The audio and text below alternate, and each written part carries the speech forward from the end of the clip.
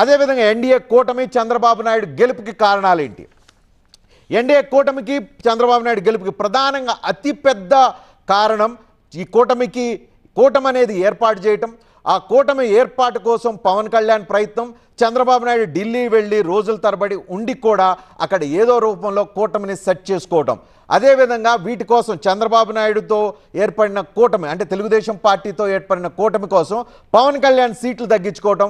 At the same time Bharatiya Janata పార్టీకి సీట్లు ఎక్కువ ఇచ్చేలాగా కూడా తెలుగుదేశం పార్టీ కాంప్రమైజ్ కావటం.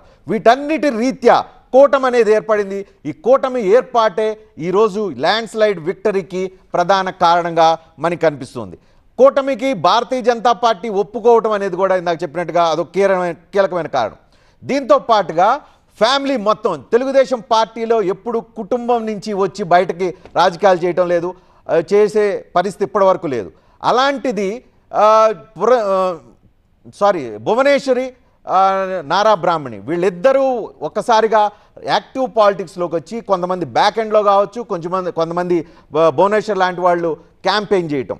సో కుటుంబం అంతా ముందుకు రావటం, కలిసి ఉండటం, అందరూ పని పంచుకోవటం, తద్వారా ఈ కూటమికి సంబంధించిన పనులు ప్రాపర్ షేర్ కావటం, తద్వారా ప్రజలను ఆకట్టుకోవటం ఇది ఒక కీలకమైన కారణం కావచ్చు కూటమి గెలుపుకి. దీంతో పాటుగా ల్యాండ్ టైటిలింగ్ యాక్ట్ ఎప్పుడో 8 నెలల క్రితం ఆంధ్రప్రదేశ్లో ఇంప్లిమెంట్ అవుతున్న ఎన్నికలకు ముందు కరెక్ట్గా 15 రోజుల ముందు ల్యాండ్ టైటిలింగ్ యాక్ట్ అనే ఒక పెద్ద విషయాన్ని ప్రజల్లో సక్సెస్ఫుల్గా తీసుకెళ్ళటం వల్ల ద్వారా కావచ్చు ల్యాండ్ హోల్డింగ్ కూడా ఆంధ్రప్రదేశ్లో ప్రతి కుటుంబానికి ఎంతో కొంత ల్యాండ్ హోల్డింగ్ ఉండదు, చిన్నది కావచ్చు పెద్ద ల్యాండ్ కావచ్చు.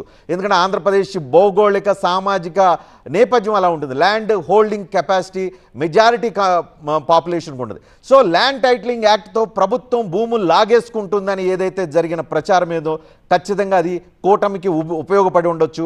కాబట్టి ఈ స్థాయి ఓటు పర్సంటేజ్ కూడా కూటమికి తగ్గటం. ఇక దీంతో పాటుగా అన్నిటికంటే కీలకమైనది చంద్రబాబు నాయుడు అరెస్టు తర్వాత ఆంధ్రప్రదేశ్లో రాజకీయ సమీకరణలు ఖచ్చితంగా మారినాయి.